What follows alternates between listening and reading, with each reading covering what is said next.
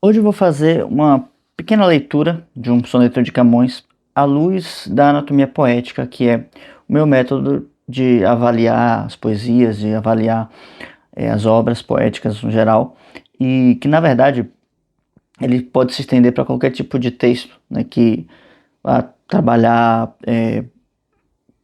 que tenha um cunho artístico, né, que busque desenvolver alguns elementos com mais profundidade. Então hoje vamos aqui trazer o soneto de Camões, Amor é um fogo que arde sem se ver. Escolhi ele porque ele é muito famoso, eu tenho utilizado muito algumas figuras de linguagem do Camões aqui no é, durante meus vídeos, né? Tenho me referido a ele bastantes vezes, né? E eu escolhi ele somente por isso, não tem nenhum outro motivo, né? E, na verdade, como ele é algo que não conta exatamente uma história, não tem uma narração por detrás, acaba que é até um pouco mais difícil de fazer isso, mas, enfim, ah, preferi esse por conta da acessibilidade, por ele ser bem famoso, vai ser algo que vai ser de simples entendimento, ou se você já deve conhecer, e já, com certeza já deve ter ouvido em algum momento, né? Então, começando aqui. Amor é um fogo que arde sem se ver. É ferida que dói e não se sente. É um contentamento descontente.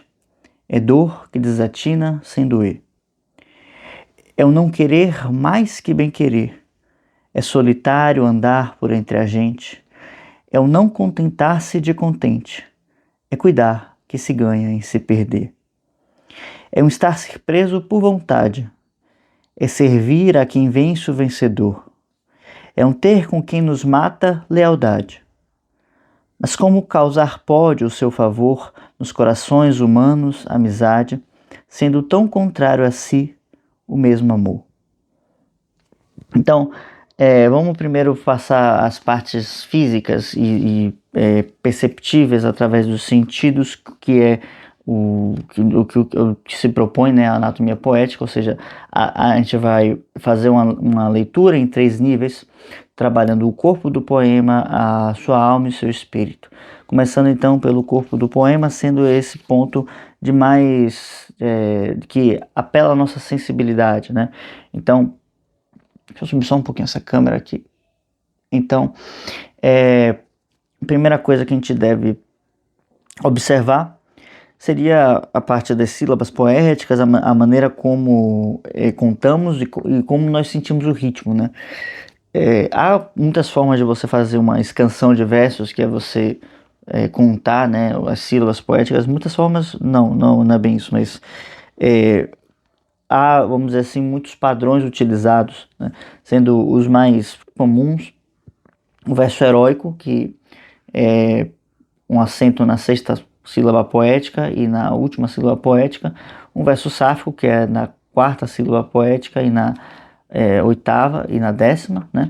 E, né, deixa eu pegar uma colinha aqui, o verso martelo, que é na terceira, na sexta e na décima sílaba poética, tá? Então, são os padrões mais utilizados por Camões, né? Mas às vezes ele não segue exatamente esse padrão, né? Às vezes ele só tem um verso ali. E isso é importante porque, em vez de a gente ficar procurando padrões de acentuação, que às vezes não são seguidos, porque não é porque algo é repetido ou reutilizado que ele vai ser sempre utilizado, né? Então isso é meio pueril, ficar buscando padrões como um doido assim dos padrões, né? O melhor nesse caso é articular bem as palavras quando for ler, né? Aqui eu li um pouco rápido, né? Mas quando for ler, sempre trabalhar bem a articulação, né? Amor é um fogo que arde sem se ver. É ferida que dói e não se sente. É um contentamento descontente. É dor que desatina sem doer. E ao perceber o ritmo que vai se formando, né? Entender como são os apoios, né? Eu sempre gosto de trabalhar com apoio que lembra um pouco a maneira como nós trabalhamos com música, né? Então, o apoio é mais interessante. Você tem o pé da vogal, né? Da vogal não, da palavra, tá? E, vamos dizer assim, se cada palavra tem a sua sílaba tônica, sei lá, árvore. Árvore é a primeira sílaba é a tônica, né? E há também, nós podemos pensar num verso, a tônica do verso, certo? Então, há o ponto mais forte do verso. Então, aqui, sem dúvida, o primeiro verso está falando do fogo, né? Amor é um fogo que arde sem se ver. Sem dúvida nenhuma, para onde converge o verso. É como se a gravidade, né, do verso, vamos dizer assim, estivesse orbitando, ou a gravidade do verso, né? Se o verso ele orbitasse na gravidade da palavra fogo, né? Então, amor é um fogo que arde sem se ver, tá? Aqui nos sonetos, eu esqueci de entrar, mas é porque eu falei das métricas, das acentuações da canção, e no geral, quase que sempre, né, para não dizer 100%, mas é porque é difícil de dizer, né, 100%, mas praticamente sempre o Camões vai estar utilizando decassílabos, tá? Isso já é uma convenção do soneto, e acho que quando não é lido com decassílabos, a gente precisa adequar a leitura para encaixar isso, porque já é uma forma consolidada. Então o soneto ele já tem uma forma, né? Então é uma forma a qual vamos escrever a música, né? Ou a música, a poesia, né? Não é tipo algo que se escreve e depois vai ler como soa mais ritmicamente, né? Na verdade a gente precisa encaixar dentro da medida de decassílabos. E depois, mais para frente, foi se utilizar o verso de 12, né, que é chamado de alexandrino, onde há uma forma especial, né, na sua forma de escrever, né, que, enfim, não vem ao caso aqui, não vou entrar em detalhes sobre isso agora. Mas vamos lá. Então, amor é um fogo. Amor é um fogo, desculpe, que arde sem se ver. Isso. Então, amor é um fogo que arde sem se ver. Certo? Então, nós temos aqui um decassílabo e esse fogo caindo justamente na quarta sílaba. Lembrando que a quarta sílaba poética, a oitava e a décima, caracterizam um verso sáfico, tá?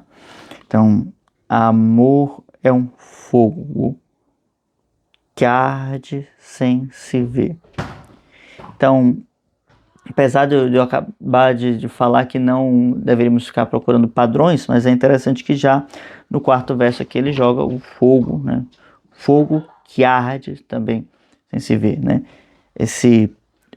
O arde também vem com uma força, né?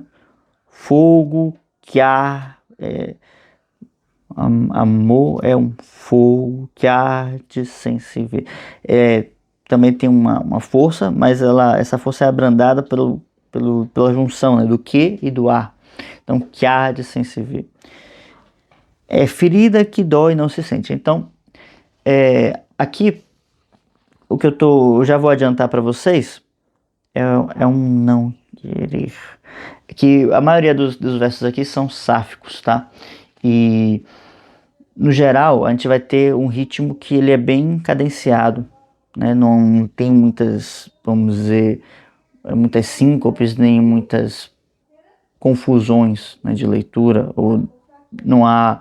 Ele é bem direto, assim, não é muito facilmente entendido.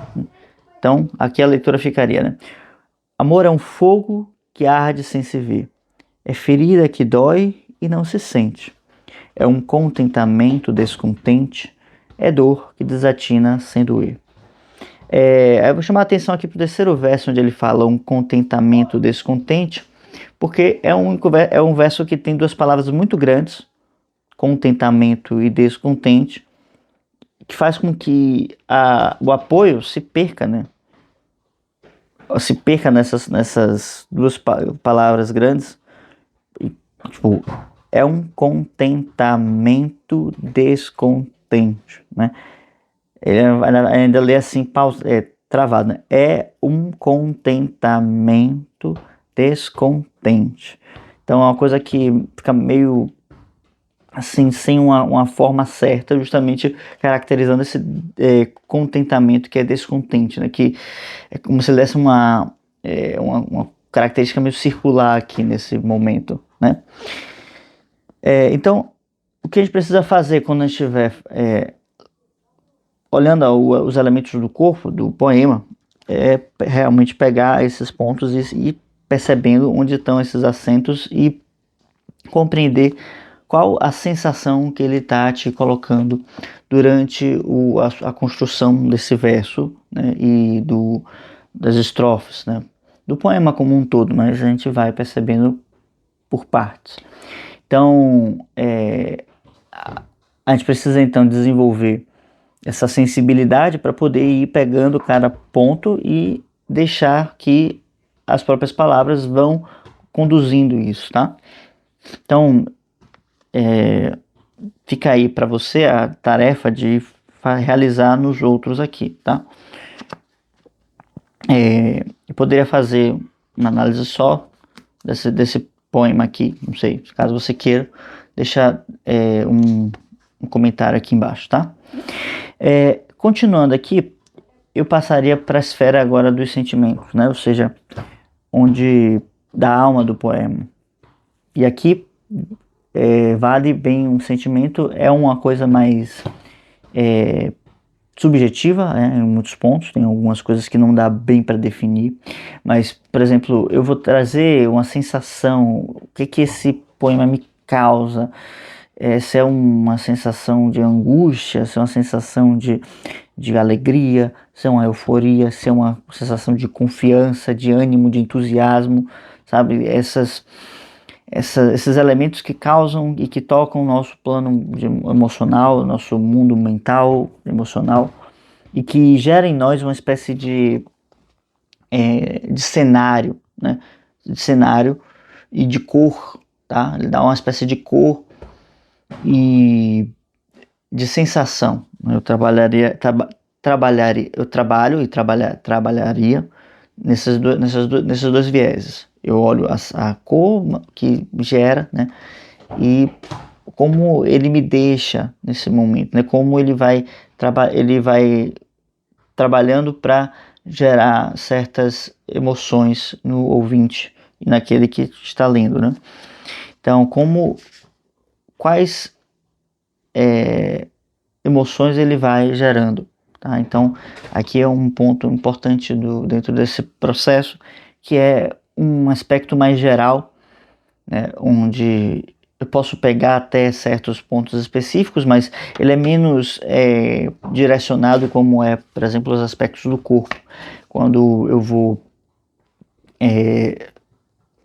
pensar no aspecto anatômico do corpo, né, eu posso descrever cada parte do corpo, né, cada membro, cada órgão, cada detalhe, enquanto quando eu passo para elementos mais subjetivos, mais sem substância, eu não consigo fazer isso tão bem, né? Eu consigo dar mais ou menos uma ideia geral, pegar certos aspectos ali, aqui e ali, mas eu não consigo ter essa visão clara de cada pedaço, né? Isso é uma dificuldade normal vamos dizer assim, de leitura, né? Porque quanto mais sutil a coisa vai se tornando, mais difícil é de pegar esses elementos, tá? Então aqui é o ponto onde geralmente é difícil de definir o que acontece e a gente costuma trabalhar uma espécie de forma geral, assim, o que passa essa poesia. Então, aqui ele me parece ir mostrando várias faces do amor, né? Onde primeiro ele vai trabalhar com uma espécie, esse fogo que arde sem se ver, né, como algo que dói, né, ferida que dói e que nos gera um certo incômodo, né? E depois ele vai com uma espécie de algo que gera uma contradição. Então primeiro verso, primeira estrofe não, é a primeira estrofe. Na primeira estrofe ele vai pegar esse incômodo, né? O amor traz um incômodo, depois uma contradição, né? Ou seja, até, ele vai trazer essa contradição já desde o começo, mas quando ele fala do querer, não querer mais que bem querer, solitário andar por entre a gente, não contentar-se de contente, cuidar que se ganha sem perder. Então ele está sempre imerso em contradições.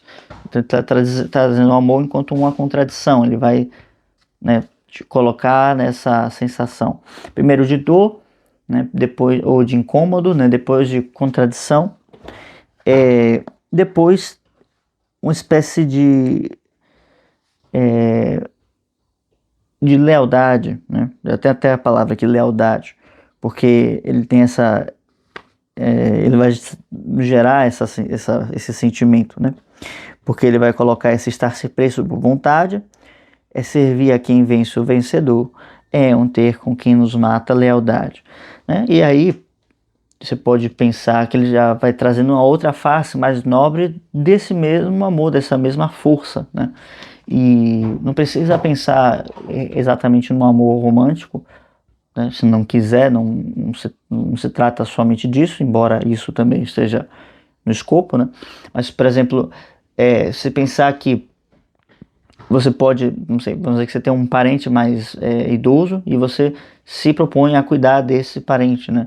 Em vez de simplesmente abandoná-lo ou deixar para um asilo ou qualquer coisa do tipo nesse sentido, né? É um estar-se preso por vontade, você está cuidando dessa pessoa por vontade própria, né? Você se sente preso, algo te obriga a fazê-lo, ainda que ninguém efetivamente o faça, uma inclinação ou um desejo que nasce de dentro de você, não é algo inoculado, mas há esse desejo por fazer um bem ao próximo, né? Há essa benevolência. Então ele já traz isso aqui também nessa terceira estrofe.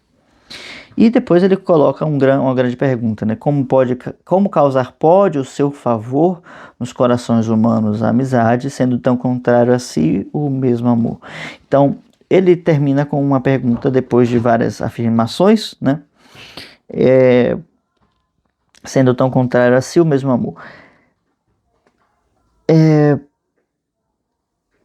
Aí ele vai trazer novamente uma espécie desse sacrifício, né? Dessa lealdade, e fala de amizade, né? Mas que o mesmo amor ele pode causar uma certa desavença, né? Então, e a gente pode pensar o seguinte, tão contrário a si, né? Porque o amor ele implica uma certa anulação do eu, né? Em uma certa medida, e ao mesmo tempo que ele gera amizade nos corações humanos. Ou seja, como é que algo pode gerar a amizade, que é um estabelecimento de um vínculo forte entre duas pessoas, né? Ou seja, uma afirmação do eu mais veementemente, né? E, ao mesmo tempo que ele gera uma contradição, né? Porque como é que eu posso afirmar o eu ao mesmo tempo que eu nego esse mesmo eu, né? Então ele coloca esse elemento aqui, né? Ou seja, você gera essa amizade ao mesmo tempo em que você nega a sua própria, vamos dizer assim, o seu próprio enraizamento no eu. É muito curioso porque ele vai fazendo essa leitura, assim, ele vai desenvolvendo em diversos níveis, né? Essa potência do amor. E aqui, né, quando a gente passa para o espírito da poesia, porque até então a gente estava falando de várias sensações, de vários sentimentos que ele vai nos trazendo ao longo do poema, né? A gente pode até dizer que, apesar de ser curto, né, ele nos causa ao mesmo tempo uma dor, né, uma sensação de confusão, de contradição, uma euforia por essa lealdade, esse espírito de sacrifício, e depois uma dúvida, né? E é interessante porque o amor ele realmente nos causa essas coisas todas, né? Se não simultaneamente, em etapas muito rápidas, né? Sucessivamente acontece, muda rapidamente, né?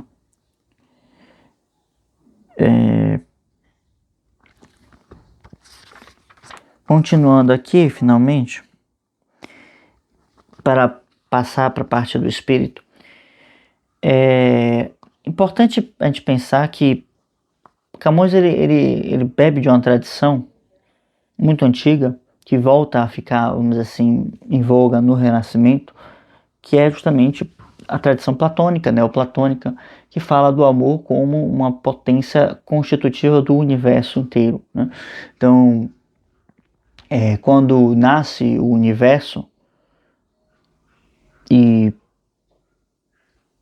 quando a primeira luz é criada, quando tudo começa, né, nasce também o amor, né? O amor nasce efetivamente junto com a própria potência divina da criação, né? Como se, enquanto não houvesse nada, tudo estava, vamos dizer assim, adormecido, né? Então Deus diz, faça-se a luz e tudo começa a se mover. Aí então vamos dizer que há toda uma potência que começa a se gerar dentro da natureza, né? E no plano ideal primeiro, né? E uma potência criativa. E justamente essa potência criativa é o amor, né? Porque o amor ele é uma força que parte da alma, que é essa fonte, né, desse amor, e que busca, né, o bem. Ou seja, algo nasce quando tudo nasce, né? Algo especificamente nasce, que é a matriz de todas essas coisas, que é justamente a alma do mundo, a alma do cosmos, né? O universo. Então, esse mundo, ele tem em si a matéria-prima de todas as coisas e tem também dentro de si a sua própria, vamos dizer, a própria raiz do seu, do seu, como se fosse uma espécie de mapa, né? A própria raiz do seu entendimento, a qual ele vai realizar um movimento de retorno para, vamos dizer assim, essa unidade. Então o amor ele fala de uma necessidade de buscar uma unidade, porque todos, em essência, são seres que estão incompletos, né? E justamente o amor ele mantém as coisas unidas, né? Ele realiza, ele reconecta todas as coisas. No momento em que então o amor unir todas as coisas e todas as coisas voltarem para esse mesmo ponto de unidade, né? O amor ele está ali enquanto uma espécie de elemento que conecta tudo, né? Então, mas aí tudo retorna para uma unidade, né? Como vai trazer Plotino, né? Platão. E daí então já não se discerne mais o que é cada coisa, mas desde o primeiro instante em que algo nasce, em que algo vem à luz, né, vem também com isso o amor. O amor é um movimento da alma, e a alma que é essa matriz universal, né, que busca justamente reconduzir todas as coisas para a mesma finalidade, para o centro de todas as coisas, para a sua unidade. Já falei de unidade, mas para a sua origem primordial, que é o bem, tá? E que depois Plotino vai chamar de uno, e a gente hoje costuma chamar, né, tem como uso a palavra Deus, que para o bem, para Platão, o uno para Plotino, Deus para os cristãos, está falando da mesma potência, da mesma força, que é, na verdade, aquilo que é onipotente, onisciente, onipresente, né, que não está sujeito ao tempo e que não não conhece uma velhice, não conhece não conhece nada que não possa, que ele não possa estar presente. É isso que eu quis dizer. Ou seja, não existe nada no universo que não esteja sob a influência de Deus, né? E justamente o amor vem relembrar isso, né? Resgatar isso, vem reanimar, né, nas almas essa lembrança. Assim fala Plotino, assim fala Platão, né? E assim, de certa forma, nos coloca a doutrina cristã também, tá bom? Nossa, desculpa. Então, é isso. À luz da anatomia poética, era assim que eu faria essa leitura dessa poesia. Você vê que um poema tão curto, ele é capaz de ter sido muitos comentários, talvez eu poderia falar muito mais, só que eu também já estou alongando demais esse vídeo, já não queria fazer ele muito longo, né? Mas acabou que, enfim, chegou onde chegou, tá bom? Vamos ficando por aqui. E é isso, tá bom? Caso tenha gostado do vídeo, deixa um like, se inscreva no canal, deixa um comentário, caso tenha ficado com alguma dúvida, e é isso. Vamos ficando por aqui. Tchau, tchau.